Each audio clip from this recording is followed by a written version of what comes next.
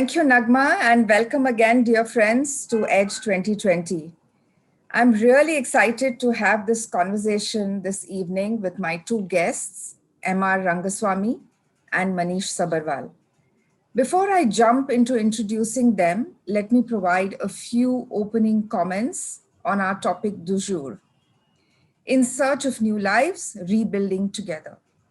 We will be exploring a few themes within the context of livelihoods, not only those around access to employment, but also around dignified, resilient, and sustainable livelihood. I will focus our conversation on people living in vulnerable communities without the same access to education, employability, and other opportunities that most of us in the audience have. We all know that nothing in development is simple. Everything is interconnected.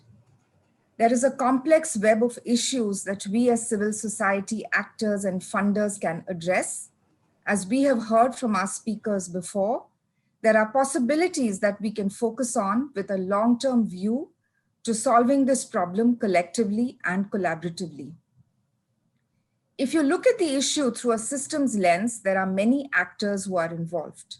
Government, especially state governments, policymakers and economists, labor itself, employers and industry, civil society, and us ordinary citizens. And the interplay of issues is fascinating. First, we have labor markets. There is demand-supply disequilibrium. There are more people than jobs. There is space disequilibrium. Jobs are not where people are. There are formal and informal labor markets, and some incentives and regulatory push to more formalization of employment that we are beginning to see. And then we have the whole gamut of labor rights and legislation.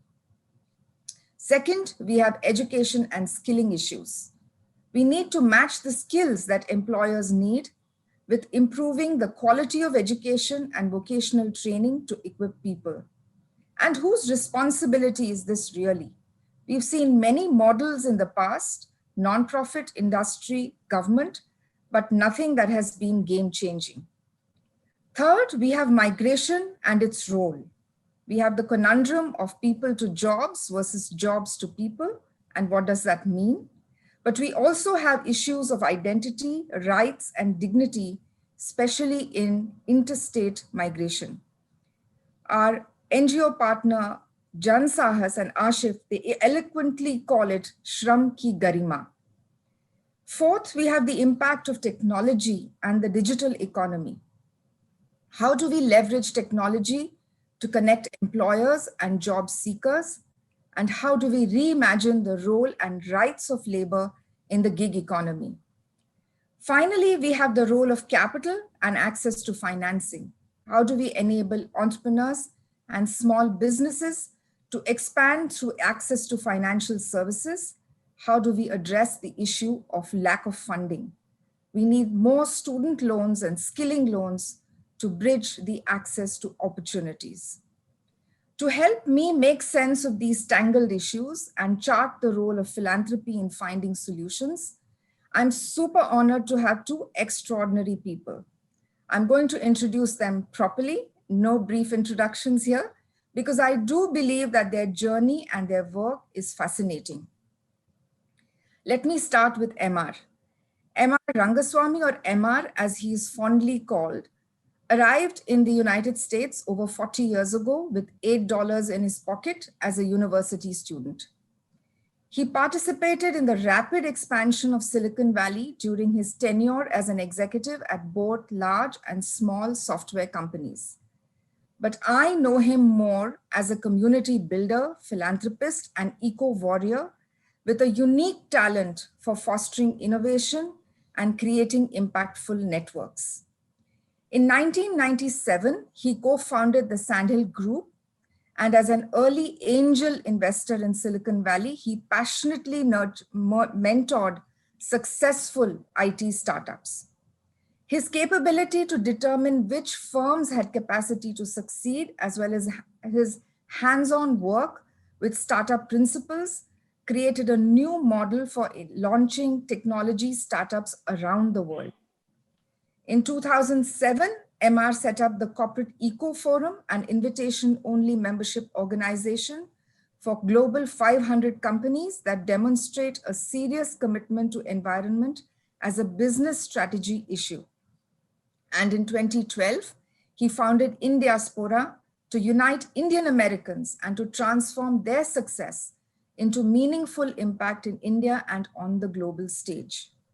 Its influence is such that just a year later, Indiaspora hosted the first ever Indian American ball for the President of the United States that saw 1,200 Indian Americans, politicians, policymakers, and other guests celebrate the accomplishments of the 3 million strong Indian American community.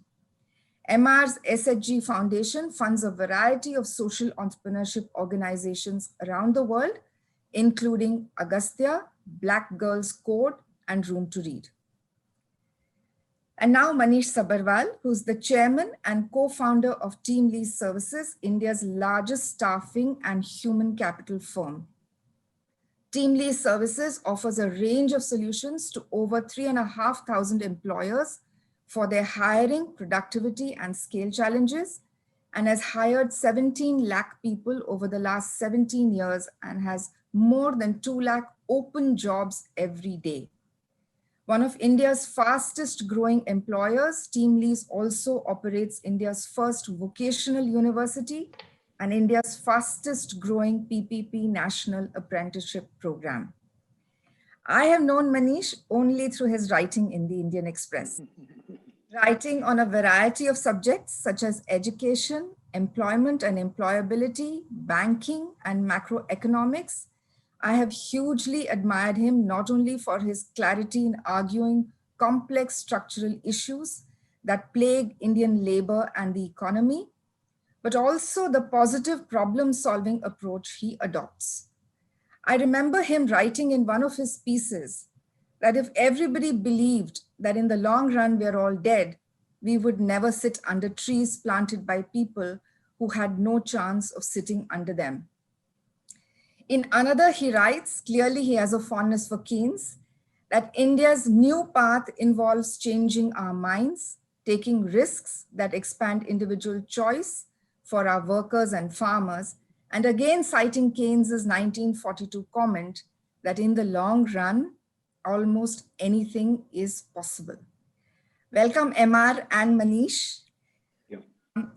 I hope both of you are doing well. I'd like to start with either of you, perhaps MR first, telling us a little bit about yourselves. I know I've given a long introduction, but mainly about how you started and why you do what you do. Thank you, Vidya, and thank you for those flattering words, and great to be here. I think it's a mutual admiration society. I think you guys at EdelGive Foundation are doing amazing work in this space, so delighted to be here. Again, my journey as a philanthropist, I call it, was an accidental one. I never dreamt to be a philanthropist, never wanted to be a philanthropist, but when I started my first network for tech CEOs, this was for the top 100 CEOs in the technology industry, I had a hard time attracting them to come to my event because there were hundreds of conferences of that kind. So I made a decision at that time to say, everybody who comes will have to pay, but also all the profits of the conference would go to nonprofits. And this was a completely new model in the industry, as you know, because always conferences are typically run for profit. This was the first time that something was started where all the monies would be given to nonprofits, but not only that, these nonprofit CEOs would be invited to our event so they can be mentored, advised, and get additional funding from the 100 CEOs who represented the top industry echelons. And so that's how I got in. I did not want to get in. I did not dream of getting in. But once I got in, it was so gratifying to see the results.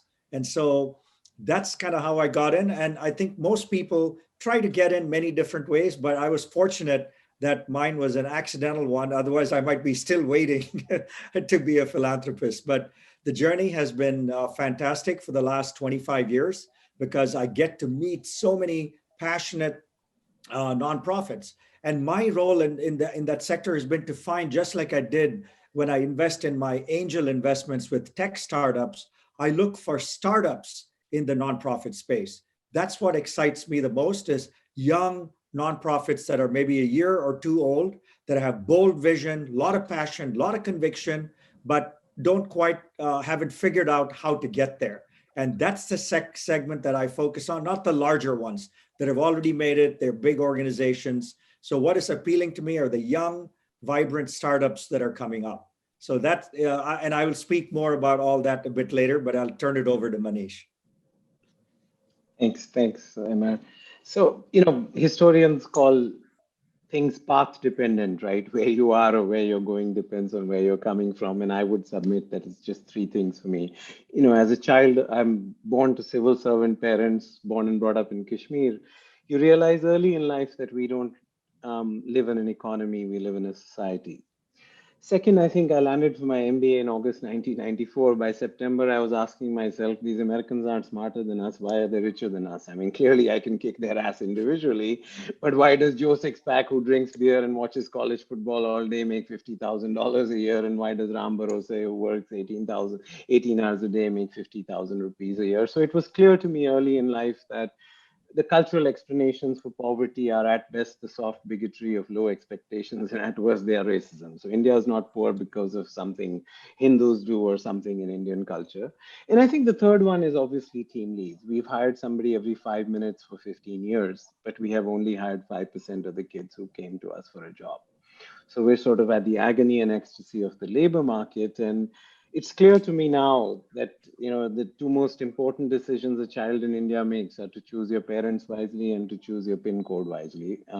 I obviously did that. Anybody watching this did that, but this isn't a problem like cancer or climate change. I think this is a plumbing problem, and that's how I think about it. I get really upset when people sort of view this as a problem like cancer or climate change. It is not a problem like cancer or climate change. It wasn't God's will that it should take 72 years for 1.3 billion Indians to cross the GDP of 66 million Britishers. That was friendly fire. It was regulatory cholesterol. It was some mistakes we made, and we're fixing those mistakes. And I think we can fix them at the intersection of the three people around the table, right? The government has an execution deficit, the private sector has a trust deficit, and many nonprofits have a scale deficit. But we can't solve this problem without all three of us working together. So I think that's my view of the world, that there's no cultural explanations for India's poverty. This is a plumbing problem, and this just needs all three of us to get together and solve it. Manish, I'd like you to talk a little more about your opening remarks, because one of the title of one of your articles was "Why the God of Jobs Doesn't Smile on India." And I think it is a seminal exploration of the structural causes of unemployment and underemployment in India. And I'd just like you to take us through some of the key arguments you've made, in that article in particular. Yeah. So actually, my own thinking, all of us sort of grow over time. If I was to rewrite that article, it would be "Why the God of Wages Doesn't Smile on India," because I have shifted my own thinking to say that India doesn't have a jobs problem, we have a wages problem. And I think that argument is important from a policy perspective, because if you think India has a jobs problem, then you will throw money from helicopters, you will mandate a 3-day work week, and you will take away people's tractors and give them spoons, right? Because if bhuka nanga pyasa is the problem, then what gyan are you giving me about wages? Get them food and get them. And for a long time, this emergency room sort of doctor saying, well, when the patient is in the ICU, you do triage, you don't tell them to lose weight or quit smoking. And India has been in an emergency room for 50 years. So if the patient comes to the emergency room every day, then if somebody's got to get him to quit smoking or, lose weight. So my view of the fact that India's official unemployment rate since independence has stayed between 6 and 9%. And it's not a fudge, but it is a very poor definition of what employment is. So my case is that, look, we have a lot of employed poverty, and that employed poverty is because agriculture is pretty much, you're Vela, but you're called employed. 45% of the labor force only generates 14% of GDP. And then in an overlap, 50% of India's labor force is self-employed. But they're not self-employed, they're self-exploiting, but they're officially self-employed. There was this idiot Russian economist called Chainov who convinced Nehru in the 1920s that small farms are viable because you don't have to pay yourself a salary, your kids a salary, your wife a salary, and you don't have to pay rent. And therefore you are viable. So that theory of self-exploitation is what animates most of Indian employment, right? And the two shock absorbers which sustain self-employment for decades in India, farm employment and self-employment, are no longer viable or no longer acceptable to young people. They say, I don't want to self-exploit, so therefore aspirations have gone up. So my case is that unless we formalize, urbanize, industrialize, financialize, and raise human capital, that is how we will raise wages, because productivity of individuals, firms, and regions are what we need to raise. My parents retired to Uttar Pradesh and live in Kanpur. I live in Bangalore and Karnataka. Both have the same GDP, yet in Karnataka, we do it with 1/4 the people. So people in Karnataka, 4 times more productive than people in UP. If you take firms, we just finished an exercise with the World Bank. If you rank the manufacturing companies by size, at the 90th, or the biggest companies and the smallest companies, there's a 24 times difference in productivity. So if you have that much difference in productivity, if you can't pay the wage premium, if you don't pay the wage premium, you'll never be productive. So you're stuck at this low level equilibrium of 63 million enterprises in India, of which only 1 million pay social security, but only 22,500 companies in India have a paid up capital of more than 10 crores. And obviously at an individual level. I think we need to financialize India, which is raise credit to GDP ratio from 50% to 100.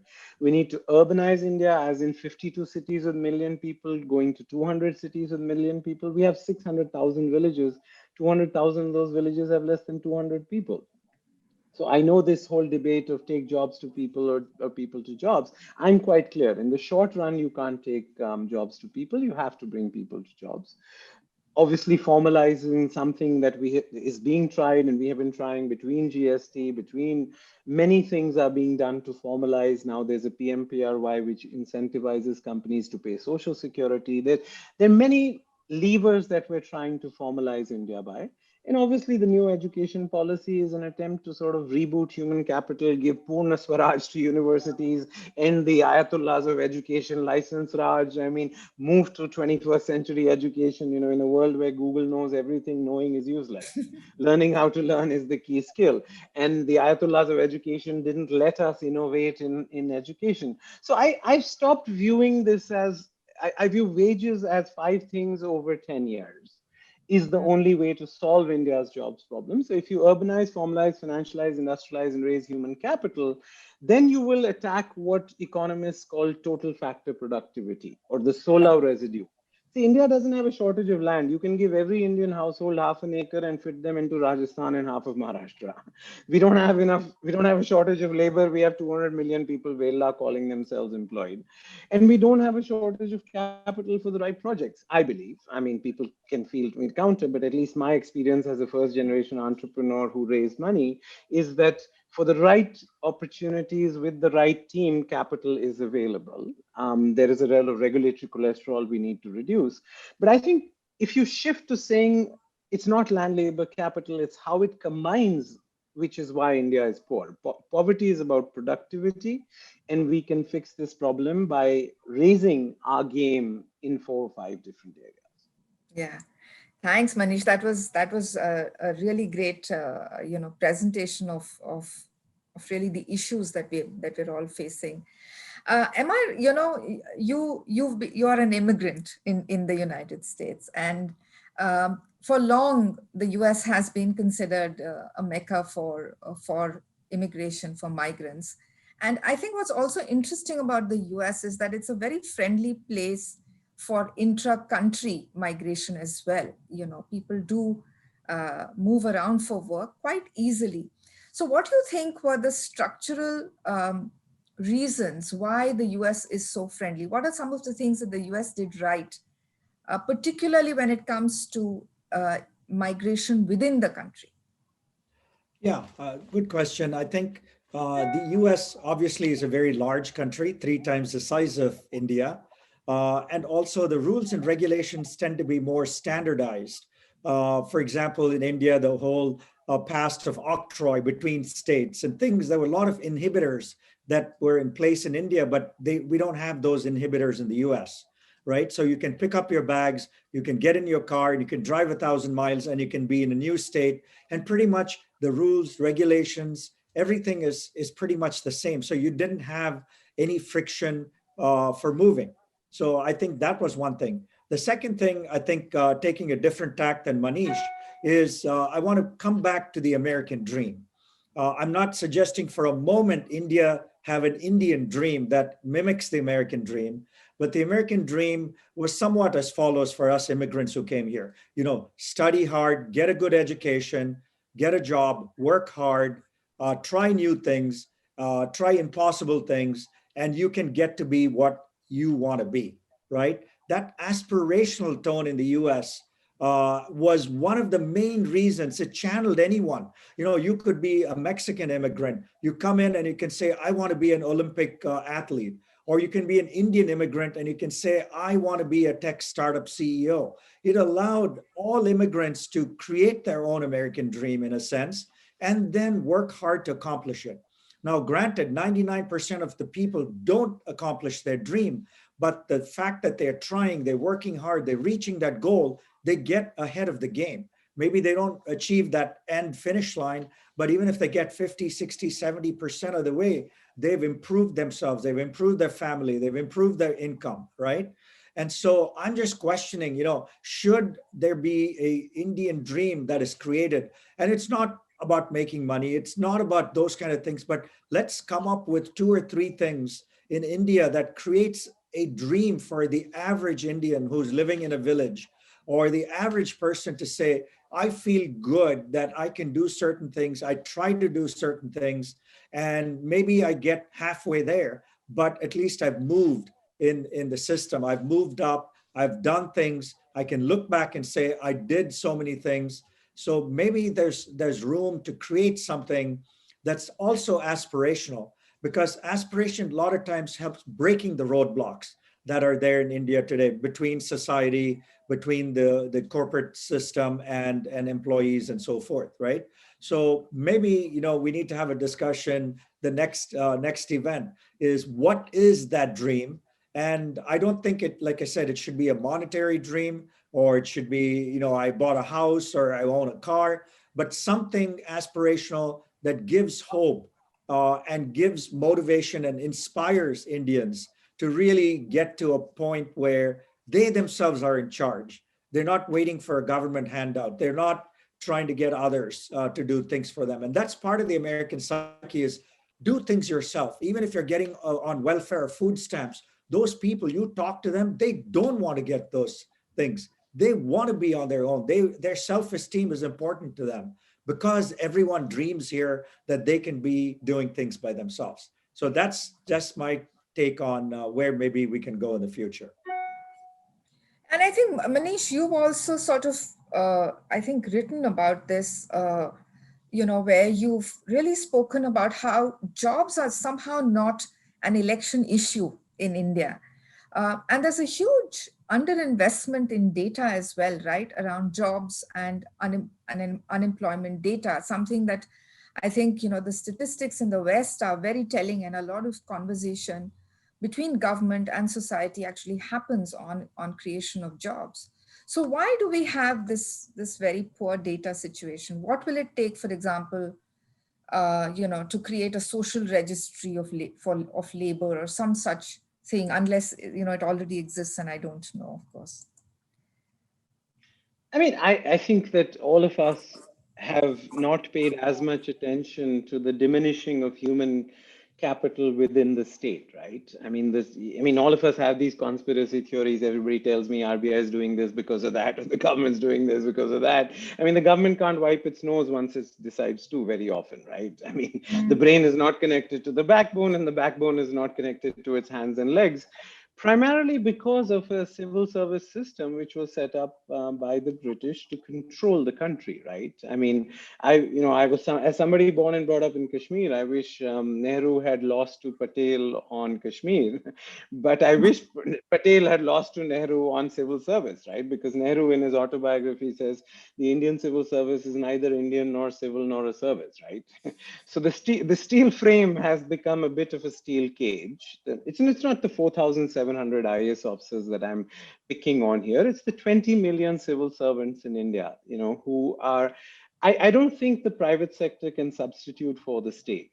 And I know lots of NGOs try to, and good luck to them, and all power to them. But my sense is that there is a particular role for all three players, right? If you get confused about what the Indian state can and cannot do, you will end up running hotels and running airlines without paying attention to primary education and primary healthcare. If you think that the role of the private sector is to substitute for the state, then you won't be very good at productivity, creating jobs, and sort of keeping all your stakeholders happy. And nonprofits, by definition, cannot substitute for the state. So my sense is the reason we have this data problem is common to why we're not able to build roads, or why we're not able to run ESI hospitals well, or why ITIs don't run well. There is no performance management. There's no fear of falling and hope of rising in government. It's very hard to hold them accountable anymore. So are you there? Yeah, Sorry. Yeah. Sorry. So my sense is that it's just to diminish. That's just one example. I can give you 20 more examples where we are now trying to raise the human capability of the state, which involves just the plumbing of organization structure, performance management, training, which is just not there. And of course, budgets. I mean, the budget of the Department of Statistics and Program Implementation, which does the NSS survey, is 102 crores. I mean, it should be 2,000 crores. And I think that we're now fixing that, but it used to be 40 crores till a few years ago. So I think that budgets, but of course, just focusing on human capital, and most importantly, on performance management. 99.6% of Indian IAS officers are ranked outstanding. That's mathematically impossible. Everybody can't be above average. So, I mean, it just makes no sense. So I think from the basics of sort of introducing the kernel threshold of the army, that you retire at 50 if you're not shortlisted from promotion, I think we should do that for joint secretaries. I think we should enforce a curve where 99% can't be. If you start thinking about the plumbing of the civil services, they're not evil people. They are just responding to the incentives they have.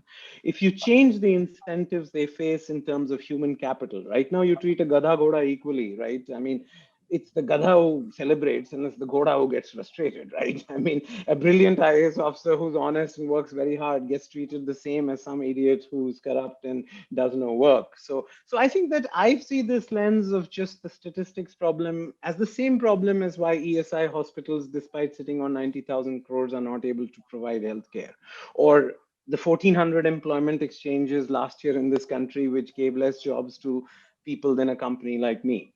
So I think that this is just the human capital, performance management, and actual resources that the Indian state needs to do less so it can do more in the areas that matter.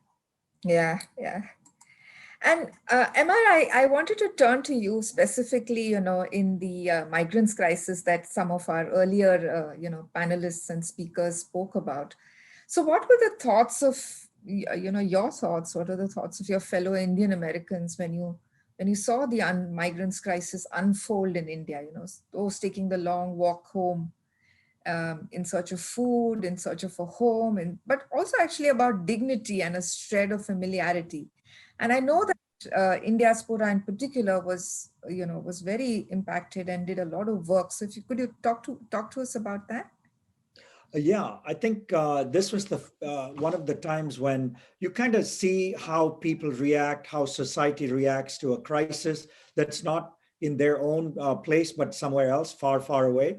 And the Indian American community really rose up very positive way to say, hey, look, we see these pictures, we see these videos of people, literally walking hundreds, if not thousands of miles back with no food. And so our community really rallied around helping these people. So we started a program called Chalo Give in the US, both online and offline program, that within 10 days, we raised $1 million. and over course of time enabled 4 or 5 million meals to be given to migrant workers in India. So the community here really stood up and said, we need to help. But that's only the reacting to a crisis, right? We need to go beyond that. So I think the community here is waiting for what is the next step, right? A lot of these migrants have gone home. It looks like many of them are coming back to the cities again. But the question and debate that we're waiting to see is how many of them want to stay back, can stay back in their home places, and what kind of livelihoods can they get that make any sense to them, right? And so that's the part that we don't have enough information in the US as a community to say, this is how Indian Americans can step up to the next stage, right? We were very active in phase one of just reacting to a crisis, but now what happens typically in crises is the long term fades away. The crisis is over, things open up, COVID goes away in a year, and then people all migrate back to the big cities and they're part of the informal sector and life goes on, right? But I don't believe that this inequality can keep going on forever, right? In any country, when inequality gets to be higher and higher, there's going to be a revolution, whether it's the US or India. At some point, people are going to get fed up, right? Right now, I think they're still sustaining themselves, but we don't want any society to reach that breaking point. And so what we are looking for from the US to all of you in India is, what can we do? Because we are well equipped with technology ideas, healthcare ideas, legal ideas. There's so much brain power and talent in the US that is readily accessible to the Indian system if called upon, right? But we need to have that next step of, what is the model for India going forward? Do these people stay back where they are, or do they again go to unsustainable jobs in unsustainable cities, living in poverty and facing the same hardship they did? We hope that that doesn't happen, but it looks like from our point of view, it is starting to happen again. So maybe in 2 years, we're back to where we were before COVID. That is our concern. And so maybe, we do need to have another forum of some kind to kind of only discuss what is the new model for India to deal with these people who live today in villages and small towns, and is there a livelihood, is there opportunity, and can they move forward in a different model than the old model? So that's our take on it. Yeah, I would love for Manish to take this, because I also wanted to ask Manish, how do you create, a team lease or many team leases for 45 crore people, or whatever the number is that, we have in terms of people who are either underemployed or need a job? See, I don't particularly like Karl Marx, but the only quote of his which I use a lot is, philosophers have described the world in thousands of ways. The point, however, is to change it. I think the point he was trying to make is what Avinash Dikshit at Princeton, he's one of my favorite professors, reminds me that life is second best at best. Right? I think nobody disagrees that we should take jobs to people. Nobody disagrees that we should target 10 industries and create them. But I have just come to the conclusion that the role of the state is not to set things on fire. It is to create the conditions for spontaneous combustion. There's a lot of talk right now about, why don't you target this industry with this subsidy in Bihar and this one in Odisha, and so you can take the migrants. We've seen that movie before. We know how it ends. It's quite a horror movie in the sense of the government bureaucrats being able to pick winners and losers, or industrial policy working in the way that it does. I think the way we're trying to think about Atmanirbhar Bharat is not to come back to a license Raj. It is just to say, look, India has a large domestic market. Can we tweak your supply chains to do some manufacturing here? We don't define success as 100% of goods being imported. Now, I know some trade economists will have some challenges, but we haven't even done it in the past, where we're not China. I mean, there are fixed costs of democracy. So my sense is that I think in the short run, we will not be able to take jobs to people. I mean, and this is true for most parts of the world.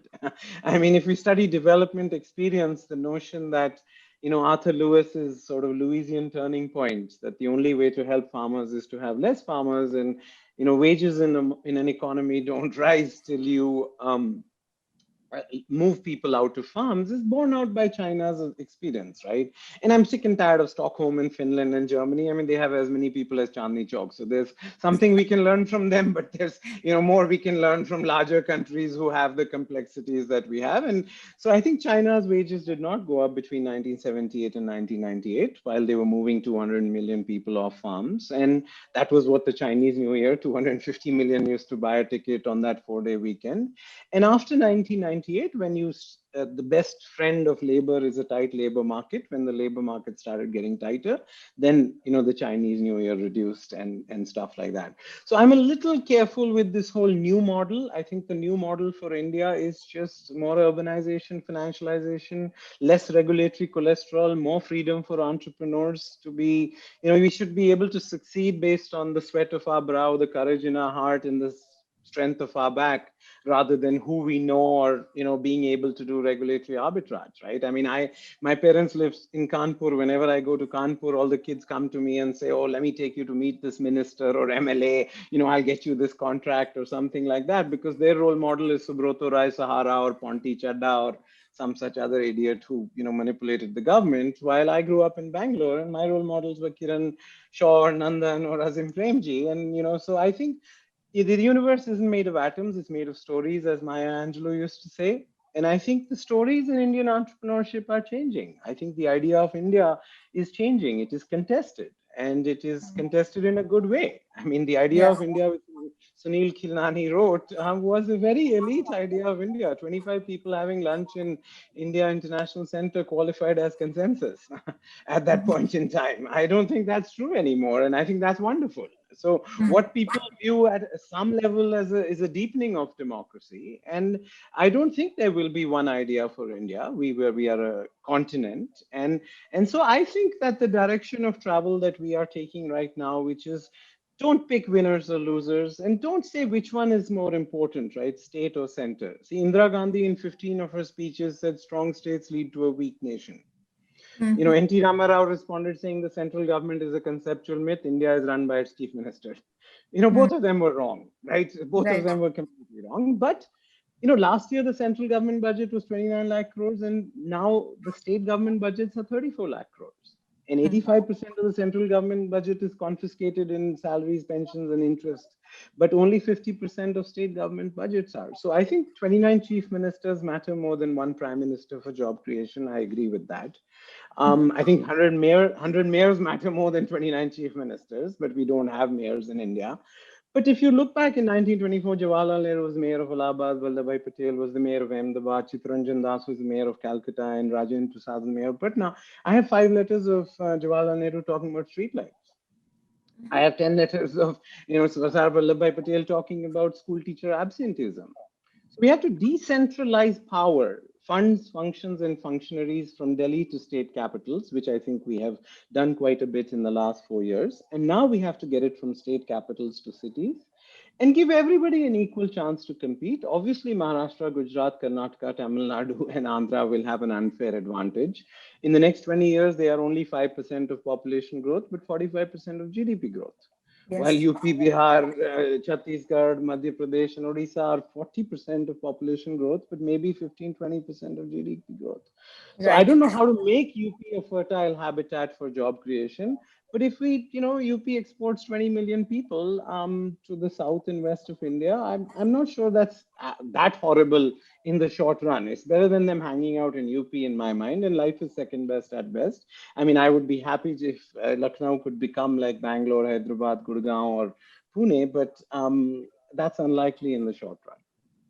In fact, you've written recently, and one of the, about how the new reforms around farm labor as well as education are in a sense a method of unlocking land, labor, and capital. And it's one of the few articles where I've seen, the confluence of bringing all these three together. So, what made you think about, bring those three elements together? I hadn't seen that before. But actually, it's a continuation of GST. It's a continuation of a belief that informality is the slavery of the 21st century.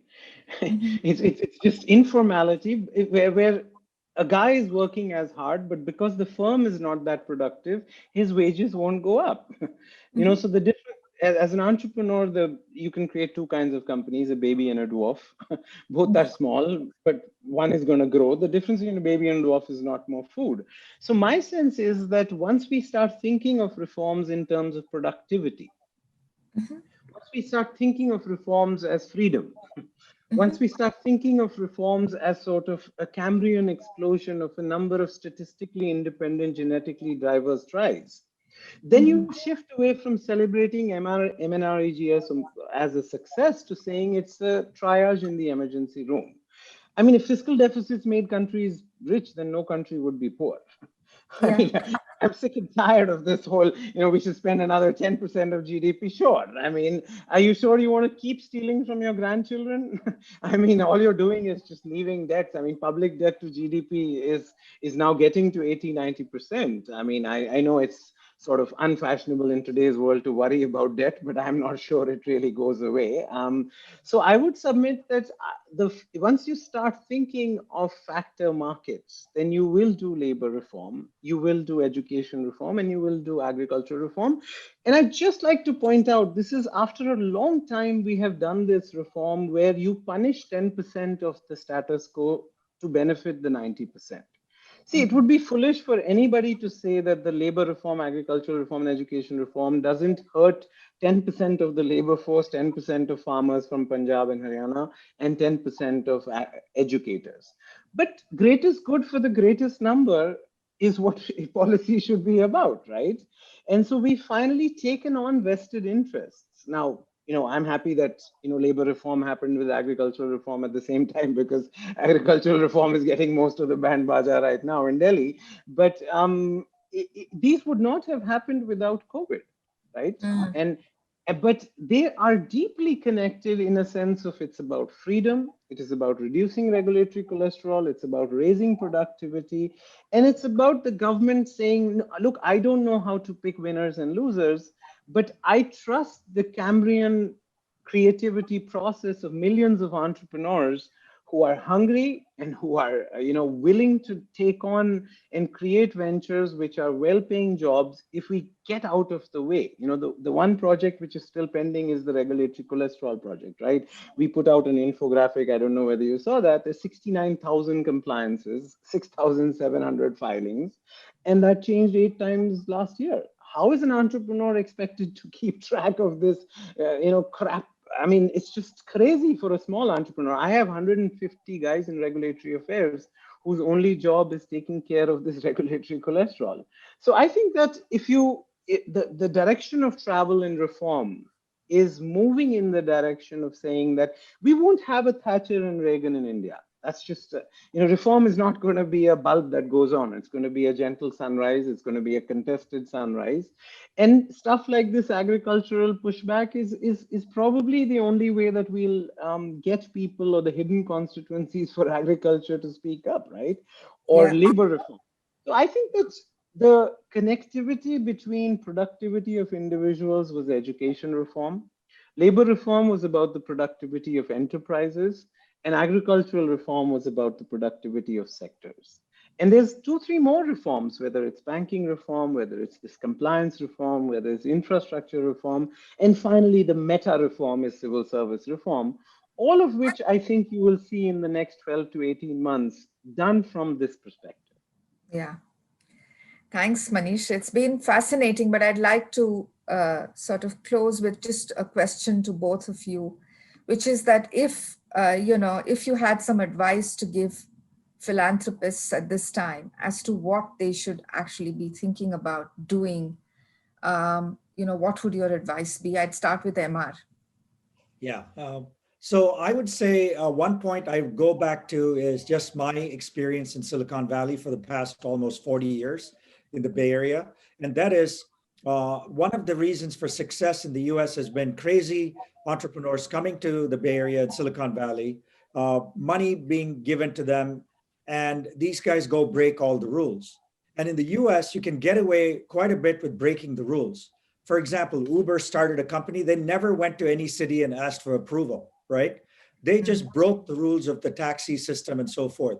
Airbnb did the same thing with the hotels, but going directly to people and saying, hey, rent your homes, right? That kind of stuff would be very hard to do in India, or even thinking of doing that in India, because the government would immediately clamp down and on these kinds of things. In the US, you can litigate or you can ask for forgiveness. It's a different kind of system. So I think that's something to be kept in mind, is can Indian entrepreneurs kind of take that next step somehow and overcome the bureaucratic hurdle or the regulatory cholesterol that Manish talks about somehow, in a way that allows them to be more free, to be more creative in breaking rules and regulations, right? In a way that still works for everyone. So for philanthropists, passion is to start when work with young NGOs and young organizations and help them scale, help them get their positioning, framing shaped, get their programs launched and executed properly, and to get funding for startups. That's always been my passion. I'd rather fund someone small than something big. And so my thing would be for Indian philanthropists either to start their own as their own baby, or fund a young NGO that's just getting going, that just needs that help, both with money and time, to guide them into a path where they can be scalable and they can actually be much more impactful. Manish?